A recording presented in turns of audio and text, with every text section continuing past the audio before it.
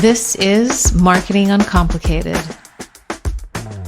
Hi, everybody, and welcome back. Our guest is Linda Zebian today, Senior Director of Communications at Muckrack. Linda joined Muckrack in January 2022 as the first ever Director of Communications, and now oversees internal and external communication strategies.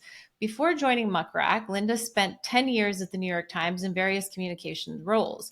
In 2024, PR Week named her a woman to watch, and in 2023, she was recognized as a top woman in PR leadership for Ragan Communications. Linda is also a great lecturer at Boston University, New York University, and the University of Massachusetts Amherst, and she frequently contributes to the Muckrack blog. Muckrack helps organizations build trust and tell their stories by generating positive media coverage and analyzing the impact of PR on business outcomes through their comprehensive PR management platform. Welcome to the show, Linda. Thanks for having me, Sasha.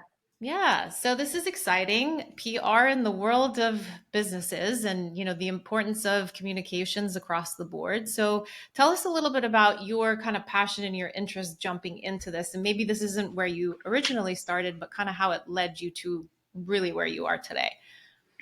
Yeah, so I've always been really interested in communicating, creative writing. I studied English in college and really wanted to teach writing at the college level, but was told by a very blunt professor of mine that there's no money in that and you don't want to do that. And that businesses were really desperate for the writers. So an internship, a PR internship turned into, a career in PR. And I spent 10 years at the Times and some time, and a lot of time in media and publishing. And it was a really rewarding experience for me. But I think PR and comms is just kind of a misunderstood practice in industry because I don't think the metrics are necessarily good indicators of the work and the impact all the time. And that's something that we're actively working on at Muckrack. And it's just something I feel really passionate about. So I have a lot of people work for me or work with me who were, I always say, kind of left off the thank you email or the congratulatory email, like thank you marketing, thank you product, thank you engineering. Read this great story in the Wall Street Journal about our news, and then no mention of who put the story in the journal itself. And so when I saw the opportunity at Muckrack and really the great work and the innovation that Muckrack is bringing to folks like me 20 years deep into PR, I knew that it was almost a passion calling for me. And I said, this is really a meta job, doing PR for a PR tech platform. What does that mean? And how can I, amplify the work and people like me and help people like me and the people who have worked for me have a seat at that table. So,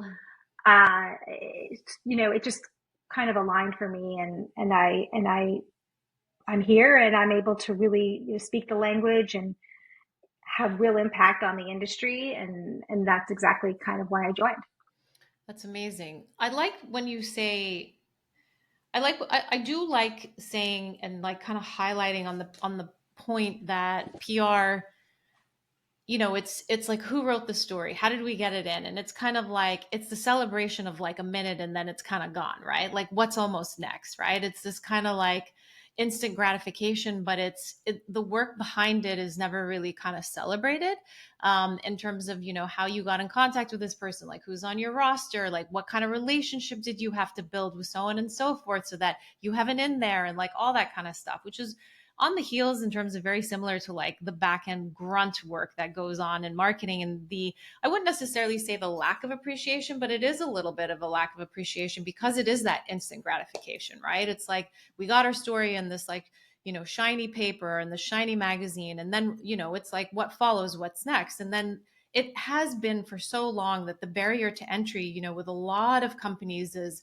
well, what am I getting for what I'm paying for? What is the data? What's the analysis? How can you prove ROI and so on and so forth? So talk to us a little bit about, and I love that you say that you're passionate about it because at the end of the day, everybody wants to see the data, and more with everything that we are doing, whether it's marketing, communications, all of that kind of stuff. It's, really what is my return on investment when I put that out there? So tell us a little bit more about what you guys are doing from the standpoint of analytics. Yeah. So I think, you know, there's not really a single shared metric across communications and PR that everyone agrees on is a true indicator of success. I think that the PR KPIs are a combination of multiple measurements that can be looked at to tell one cohesive story, whether or not you were successful with an earned media campaign. So yeah, at Muckrack, what we are doing is really leveraging a lot of AI, obviously, like most SaaS and tech companies are doing. So it's really all about advanced analytics and reporting. So we think of it in a way that serves 5 critical areas of media relations. So you've got media impact, brand reputation, your competitive analysis, journalist relationships, and outreach performance. And they're kind of outcome-based templates to try to help our customers tell the full story of PR's impact. And then you can also align them in a lot of ways with marketing KPIs, because a lot of PR people and marketers struggle to speak the same language, but I think that that's changing. And I think that we're seeing more and more unity among marketing and PR and really cohesiveness. So those are the areas that we're focused on. And I think impressions and things like that are just, they're not fully telling. I think brand sentiment is huge. I think social listening is huge. What are people saying about your brand on social? Because obviously that translates over in so many ways to traditional media and other measures. So I think, as we move forward, we're integrating, we can integrate Google Analytics into our platform to say, okay, and this is one that actually my team uses a lot, is looking at, okay, when did we see a big story come out about our brand? And then how did the traffic respond? So it's a direct connection into Google Analytics, like yes. a direct hookup. Amazing. Yes. Yeah. And so you're able to tell like all the stories and kind of relate that back to traffic. Yeah, exactly. And another thing that we're looking at too is kind of an idea that we have a lot of PR people, like ex-PR people that work at Muckrack and build tools, and then we have my team. We're thinking about every kind of press hit means something different depending on who your brand is, right? So if you're Nike, do you care that you got into some kind of trade publication about Nike's whatever? Probably not, right? You're trying to sell shoes. So, but to maybe another brand in that industry of that trade publication, that's going to drive their business, right? Reaching B2B or something like that. That value of that trade publication, even though if the UVM is low or whatever, is way more valuable to certain brands than others. So it's really about customized and almost personalized metrics to understand the value of every individual placement based on your brand, based on how many mentions there are, the sentiment of the mention, the location of the mention. Is it in the headline? Is it in the body? Not just the reach of that publication as like a full stop. Yeah. It's deeper than that. Yeah.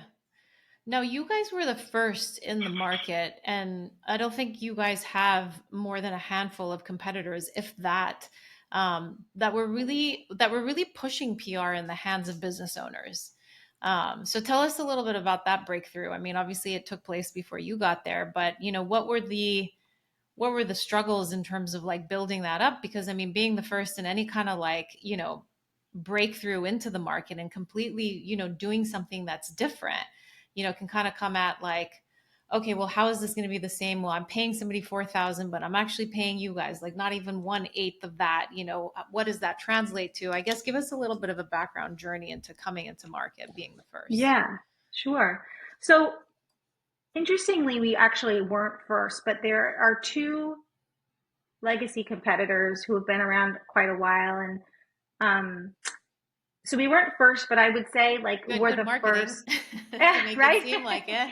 Right. Well, I mean, we're the first in terms, I would say, like what the modern PR person needs Yes, to get the yes, job done. And I yes. think that's kind of why we're known as this brand that that people really associate with being up to speed on what's going on, the tools they need, the technology, the talent, all of that. So Muckrack actually started in 2009 as a way for journalists to find themselves on, or to find each other and communicate on social media. So like Twitter was all the rage, and like there was all these journalists using Twitter, but they couldn't find each other. So the founders of Muckrack took the public data and said, okay, we're going to create a database of journalists, and it took off like wildfire. Like everybody was writing about it. All the journalists wanted to be listed on it, Mm-hmm. and then they started hearing from PR people that I use Muckrack to find journalists' contact information because I need to get in touch with people, and there's just no really solid database.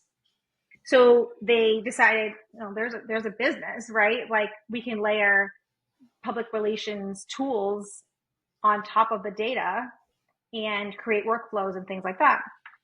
So that's what they did. Muckrack is still a free site for journalists. They use it for portfolios, following trends, promoting themselves to editors and things like that. And then they just kept adding tools onto the data, including monitoring, analytics, and reporting, and things like that. So pitching, you can go through the whole workflow, find your journalist, pitch them, see how it resonated, monitor for mention. So like make sure like reputation management and crisis comms, and then taking all of your work and coverage and analyzing it and understanding it to build strategy. So that's kind of the story of our founding. But I think what differentiates Muckrack is the quality of the data. We are the only tool that has human editors managing our database. And then also like the care that we take, right? So we serve two audiences, journalists and PR people. We want journalists to get pitched the most relevant news they can, but then also we want PR people to be successful. So we have a lot of checks and balances in place that keep we're not like the mass pitching platform. If you want a mass pitch, we're going to make it damn near impossible to do that, because it's just, our research and what we hear from our journalist communities, they don't want that.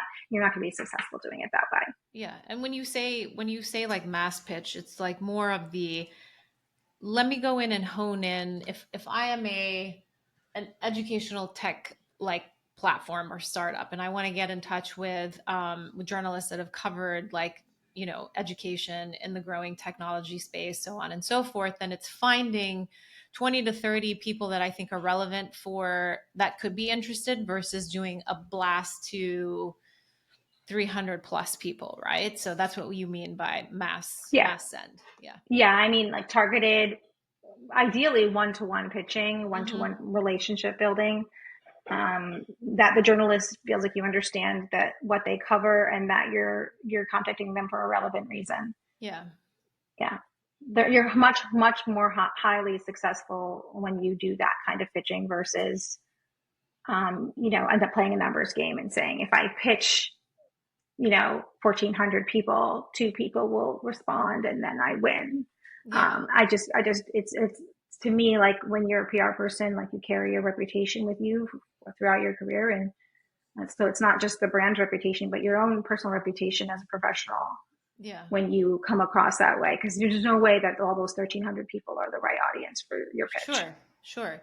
And I think it's similar and in line with like cold email outreach, right? I mean, it's not the concept of like spray and pray and like send out to like 6,000 people, but it's like, because you're dispersing the same email, but if like, relevant sort of data has showed that, C-suite level people are still interested in getting cold emails, but like, what's the added value in terms of, is there something in there that highlights something about my position at the company, or that highlights something that's going on with the company that's relevant to the product or service that you're offering, and so on and so forth, which is very similar in turn with what is the pitch that you're making to this person.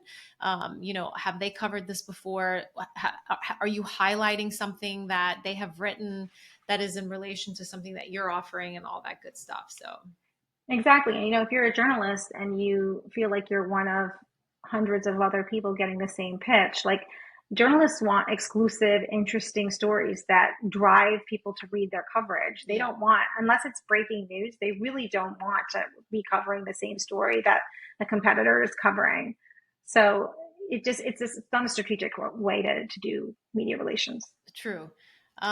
So then tell us a little bit about the difference between like paid and earned, and what you guys focus on at Muckrack from that standpoint. Yeah, so I mean, earned media is a lot more, I would say, capital efficient than paid. So I think you know, and the value of having an earned media mention written in a trusted publication from an expert journalist creates trust and value in a way that maybe an ad can't, right? So I think paid media has its own you know function, and it can create its own action or impact. But I think earned is it's like a third party endorsement that wasn't paid, and because most consumers understand that journalists kind of abide by a certain code of ethics, that they're going to trust that recommendation, or they're going to read a story about somebody or something and say, oh, that's an interesting angle. And I know that I believe this to be probably true. And so earned really does build trust and sort of brand affinity in a way that I think paid really can't. And without it, I just don't know, you're kind of tooting your own horn on all of your owned or paid channels, or your social channels, if that's coming from you. And social proof is like another version of this, and influencers and all of those things. But even influencers is kind of a gray area, whereas, traditional journalism, really, it does feel like a stamp of approval from an independent party. Do you have influencers that can join Muckrack, or you guys, what's the screening process for Muckrack? Yeah. Yeah. So our database is for journalists, podcasters, writers, television producers, radio producers, etc., that are practice journalism, like according to like American Press Institute. Mm-hmm. So it's really not a place for paid influencer campaigns and things like that at this point. So it's really more not traditional, I wouldn't say, because you've got like Substack writers and you certainly have like CEOs who are also have a Forbes column and things like that. So it really is pretty all encompassing. Like, it's hundreds of millions of data points in our database. But you won't find like pay for play. Yeah. But it's influencers in a space that is like kind of like at a much higher tier. Yeah, it's like like the traditional blogger model, like mommy bloggers or something, right? Yeah, they have influence and impact, but they're not, creating content strictly for, social media or something like that. It's folks who write, and they're experts in their. How can I get my story out? Who can connect me? Which is even greater, because you do have the traditional folks that are in there. And then you have people that, like it could be myself, like a podcaster that, could be interested in a new business that's coming out. Oh, I'd love to hear from you, and so on and so forth. Is there an ability for the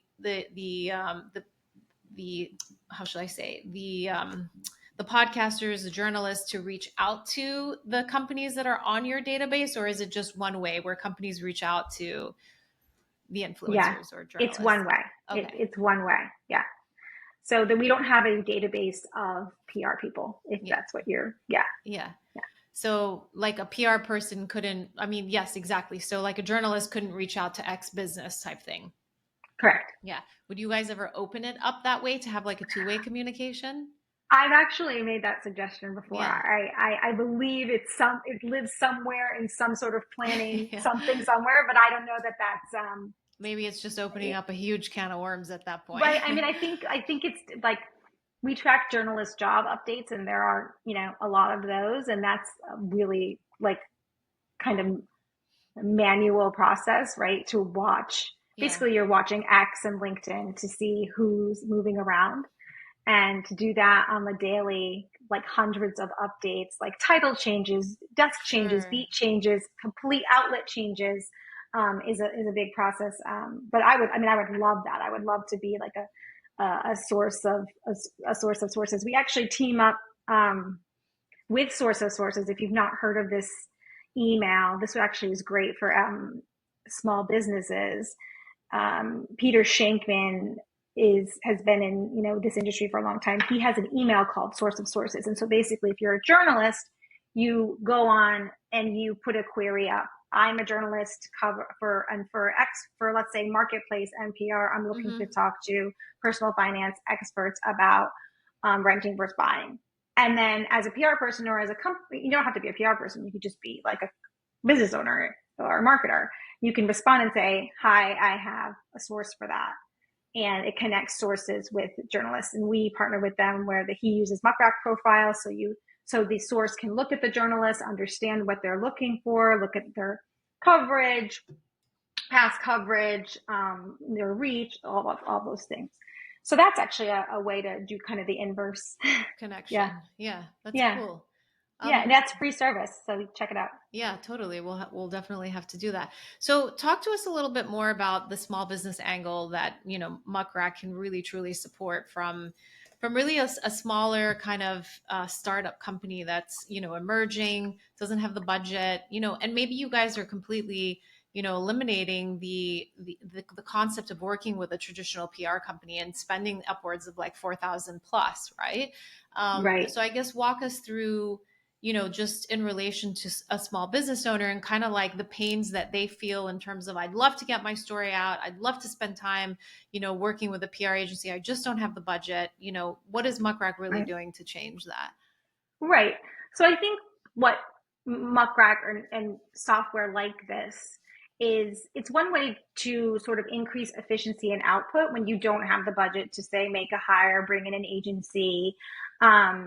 And so you can like basically obtain cost avoidance while still maintaining your ability to hit your metrics, right? So like without software, you're kind of doing a bunch of manual research, trying to find a journalist, trying to find an outlet that's appropriate based on what your business does. Then you have to also like manually monitor mentions for your business. So like actively putting in searches on Google or something. There's really no good way to measure the success of your earned without like a PR, without a public relations management tool. Sure. And then it just takes a lot of time.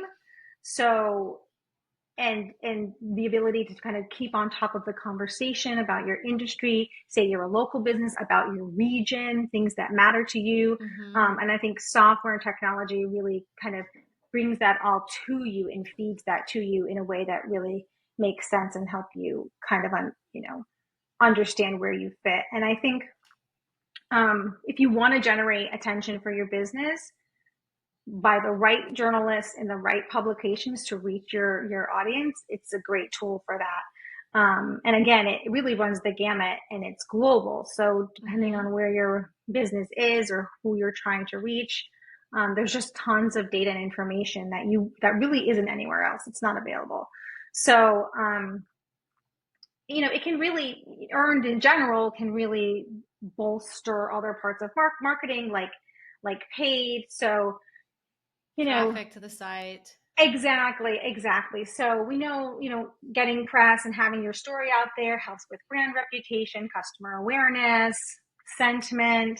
And we know those things do have a really clear impact on revenue, recruiting, what other, any kind of key growth area. for you. So I think,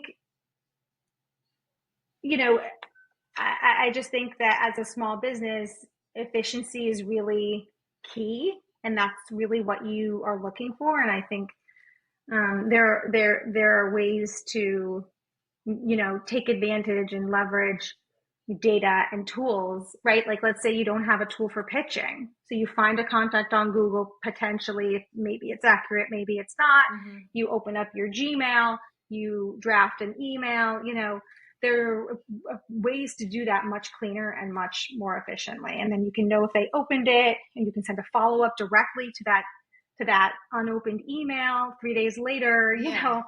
and there's just a lot of efficiency tools and workflow tools that can help a small business. It's just not a one-stop shop in terms of what Muckrack is like doing. Yeah. Yeah. Yeah.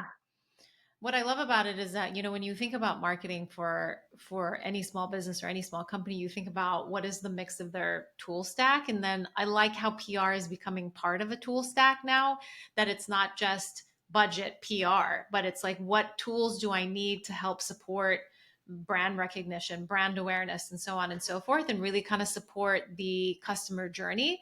And you guys are really kind of coming in and evolving into that whole process, like as a tool stack, as well as, contributing to that full-on customer journey in that detailed manner. I mean, you guys PR was always part of the customer journey, but now it's really being embedded as a tool as well, in terms of, who's going to be working on it, pushing the media, and so on and so forth. Exactly. And I think that PR people are finally coming out of the shadows of like using an Excel contact list. It's like, okay, sales and marketing have a CRM. PR people need like the same kind of tool on their end to be efficient. And I do really think that it can save a lot of money. So if, like, you're looking at your books and you're just like, can I afford this? If you think about the cost of a software for a year-long contract and what it would cost to hire a PR person or bring in an agency, when you could probably maybe take 20% of your time, or your head of marketing's time, to do earned. Mm-hmm. I think it can really pay off. Yeah. So Linda, this has been great. I do have a couple of questions in terms of what are things that somebody could be doing and thinking about as a small business owner, in terms of, teetering on the sense of like, do I need like a tool like Muckrack? What is the importance for me, and kind of create that checklist in their mind that this is definitely something that they need to be adding as part of their tool stack and their energy in terms of driving traffic to their business. Yeah, I think especially if you don't have a giant paid business, but you want to get the word out there, like, this is organic coverage. So I think that, if you are an emerging brand and you really want to get your name out there, you need to be doing PR, and you really can't do effective PR without the right technology, because of the sheer time it takes to find contacts and pitch them and follow up with them. And then also, like, understanding, the general conversation and news trends around what you're doing. And then also, like, okay, so I do get a piece of coverage. I don't know what the value of that is. And if you have a tool that can help you analyze that piece of coverage and help you understand, like, is this, or 40 pieces of coverage, and say, what's the general brand sentiment? How are people feeling about my brand? How does this drive traffic to my website?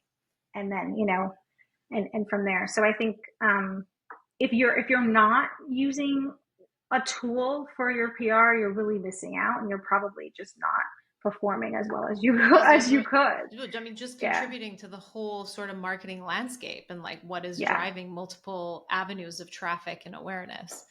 I obviously can't let you go without, giving us a really cool case study in terms of really having somebody come in, start with your platform and kind of flourishing, and what that looked like for them. Betches Media wanted to raise its global brand profile. Okay.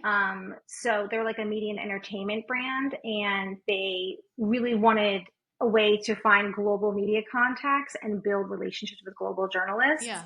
And they And the person who was running PR was like their first PR person. So they also wanted to be able to prove their value internally at the company.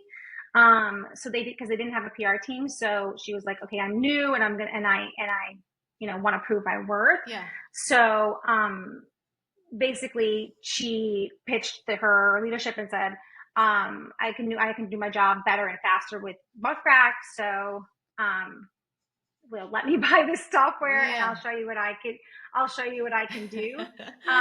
So she keeps a master list of journalists of almost 1,000 Okay. as her main Muckrack contact list. And then depending on the announcement, she pulls from that list and narrows it down specifically for whatever her announcement is. So like they acquired a UK company. So she took, that contact list and, reworked it for this particular announcement, this acquisition announcement. She was able to secure a piece in the New York Times last year for it. Yeah, by using Muckrack. And then in terms of reporting, she just saves a ton of time using Muckrack over Google Sheets because and these things are kind of these keywords she has, they're already set up in our system. So that as coverage comes in, it just pulls into the report and the report is active and live. Yeah. So that you don't have to worry about every time you make an announcement or add something, like you have to rework it. Yeah. And the same thing for the media list, like her master contact media list. We update it when there's a job change. We update it when there's someone new. We update it when someone reaches out to us and says that I got an email bounce back. We address it almost immediately. So you don't have to worry about finding new contact information and stuff. So it just really does help with time and efficiency. And we have a bunch of case studies on our site. So if folks want to check them out and understand the potential value for their own business, they can read those for free. Love it. Thank you, Linda. This was great. I appreciate your time. This was awesome. No, thank you for having me. It was fun. Thank you.